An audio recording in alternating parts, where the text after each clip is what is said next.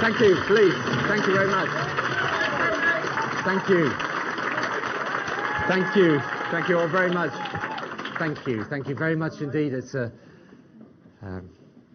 great privilege to be here with you again today, and to thank all of you too for such a wonderful and warm welcome, and especially Maureen and her friends who gave me such a wonderful welcome. The only thing is she was kind of, when I was coming in 4 more years, and I was saying, Maureen, that's not on message for today. I'd just like to say also, if I might, just a special word of thanks to John Burton. John has been my agent here for many years now. He's still the best political advisor that I've got. He's all the years I've known him, he's been steadfast in his loyalty to me, to the Labour Party, and to Sunderland Football Club, not necessarily in that order. We won't get into that.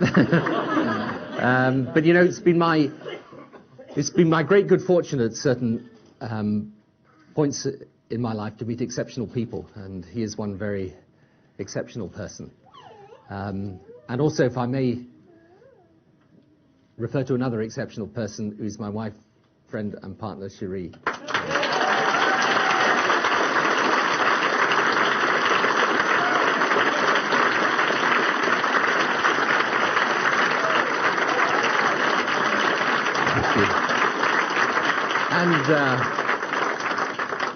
And the children, of course, Ewan and Nikki and Catherine and Leo, who make me never forget my failings, but give me great love and support.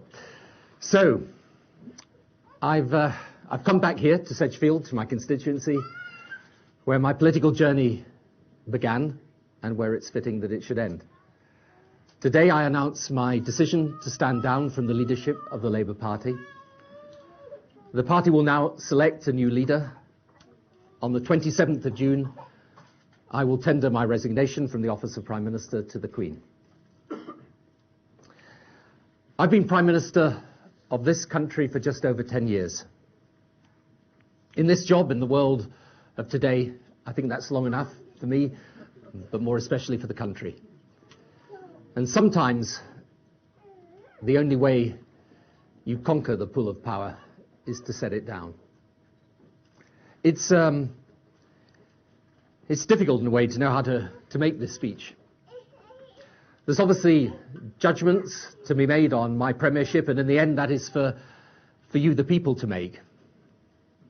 I can only describe what I think has been done over these last 10 years, and perhaps more important, why I tried to do it. And I never quite put it in this way before. I was born almost a decade after the Second World War. I was a young man in the social revolution of the 60s and 70s. I reached political maturity as the Cold War was ending, and the world was going through a political and an economic and a technological revolution. And I looked at my own country, a great country, wonderful history, magnificent traditions, proud of its past, but strangely uncertain of its future, uncertain about the future, almost old-fashioned. And all that was curiously symbolized, in the politics of the time. You had choices. You stood for individual aspiration and getting on in life, or social compassion and helping others. You were liberal in your values, or conservative. You believed in the power of the state or the efforts of the individual. Spending more money on the public realm was the answer, or it was the problem. And none of it made sense to me. It was 20th century ideology in a world approaching a new millennium. Of course, people want the best for themselves and their families, But in an age where human capital is the nation's greatest asset, they also know it's just and sensible to extend opportunities, to develop the potential to succeed for all our people, not just an elite at the top. And people today are open-minded about race and sexuality. They're averse to prejudice and yet deeply, rightly conservative with a small c when it comes to good manners, respect for others, treating people courteously. They acknowledge the need for the state and the responsibility of the individual. And they know spending money on our public services matters, and they know it's not enough. How they are run and organized matters too. So 1997 was a moment for a new beginning. The sweeping away of all the detritus of the past. And expectations were so high. Too high, probably.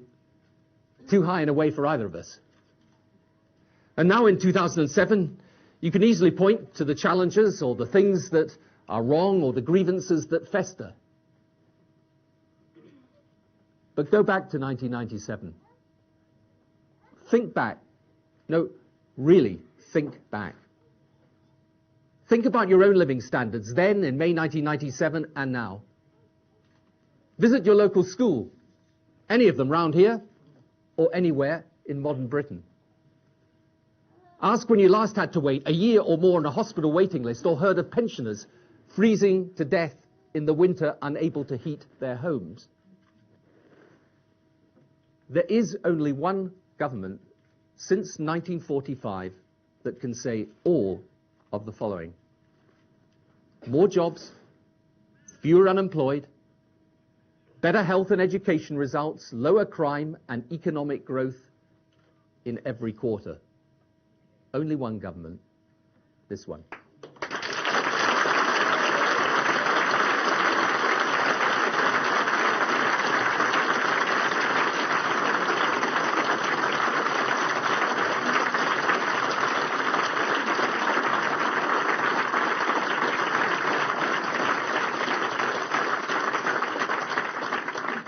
But we don't need statistics. There's something bigger than what can be measured in waiting lists or GCSE results or the latest crime or jobs figures.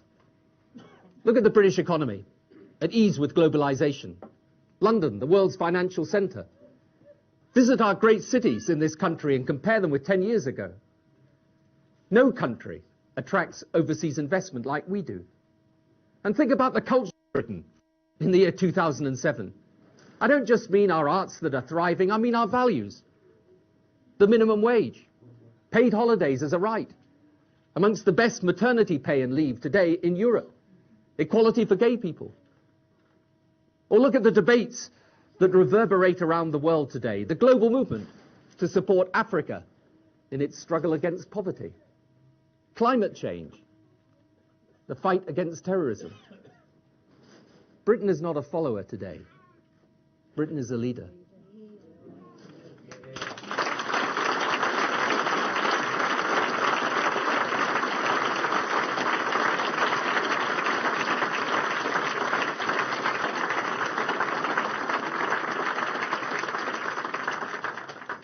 It gets the essential characteristic of today's world, its interdependence.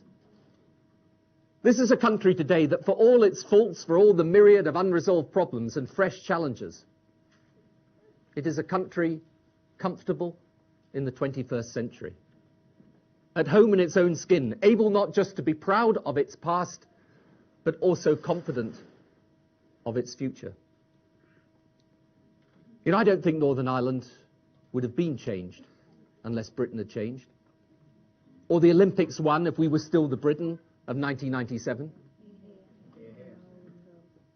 And as for my own leadership, throughout these 10 years, where the predictable has competed with the utterly unpredicted, right at the outset, one thing was clear to me.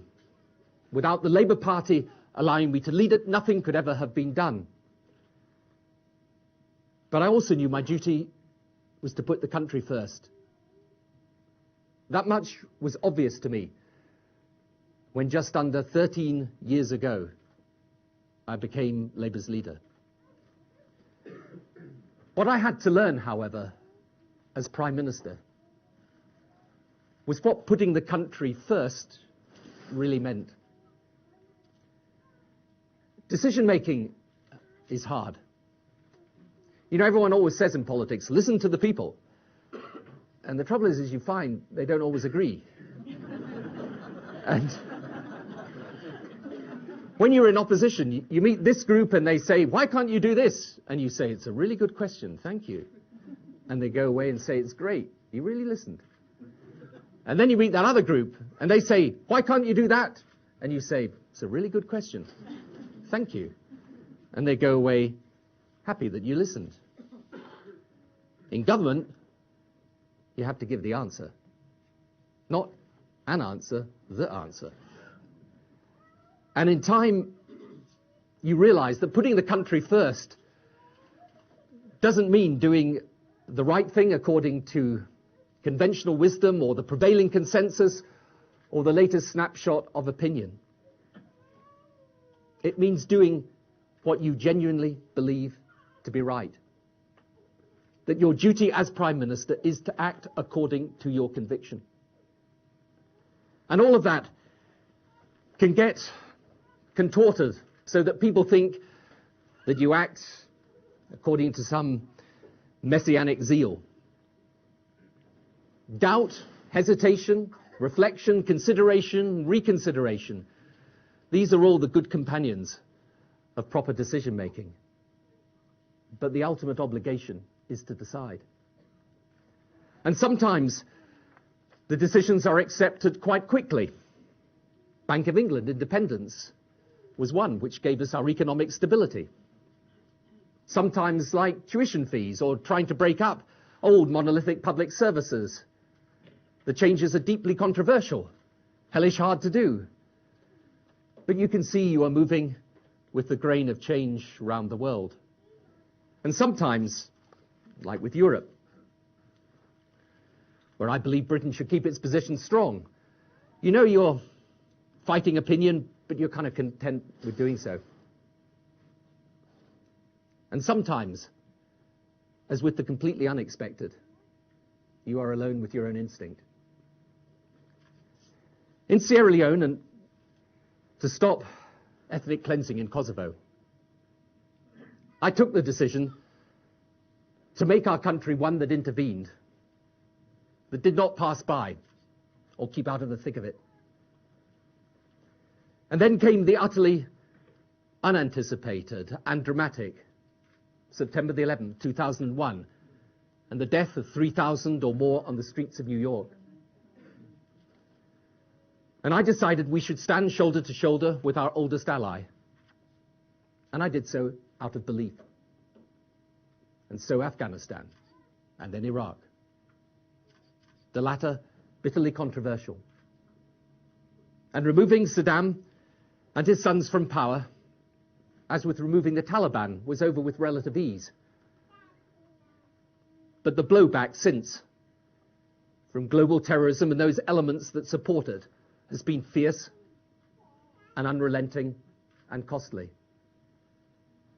And for many, it simply isn't and can't be worth it.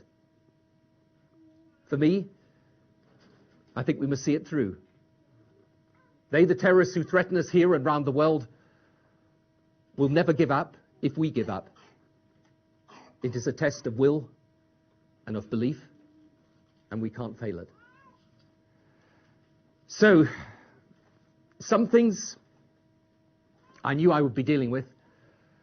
Some I thought I might be. Some never occurred to me or to you on that morning of the 2nd of May, 1997, when I came into Downing Street for the first time. Great expectations. Not fulfilled in every part, for sure. Occasionally, people say, as I said earlier, the expectations were too high. You should have lowered them. But to be frank, I would not have wanted it any other way. I was, and remain as a person and as a Prime Minister, an optimist.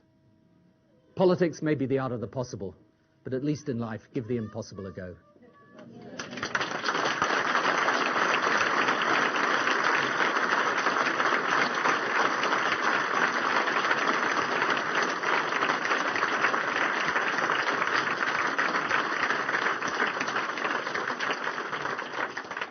So, of course, the visions are painted in the colours of the rainbow, and the reality is sketched in the duller tones of black and white and grey. But I ask you to accept one thing. Hand on heart, I did what I thought was right. I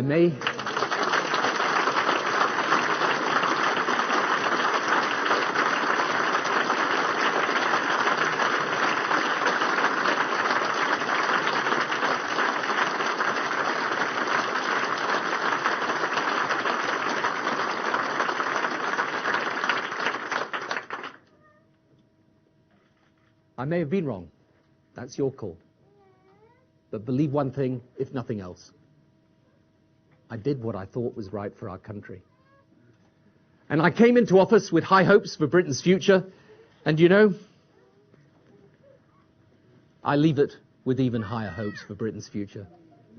This is a country that can today be excited by the opportunities, not constantly fretful of the dangers. And people say to me, it's a tough job. Not really. A tough life is the life led by the young severely disabled children and their parents who visited me in Parliament the other week. Tough is the life my dad had, his whole career cut short at the age of 40 by a stroke. Actually, I've been very lucky and very blessed. And this country is a blessed nation. The British are special. The world knows it. In our innermost thoughts, we know it. This is the greatest nation on earth.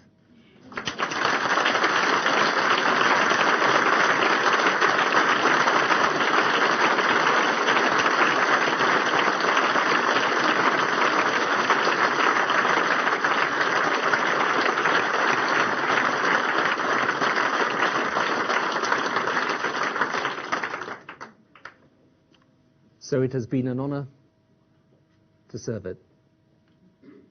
I give my thanks to you, the British people, for the times that I've succeeded, and my apologies to you for the times I've fallen short. But good luck. You've done a good job.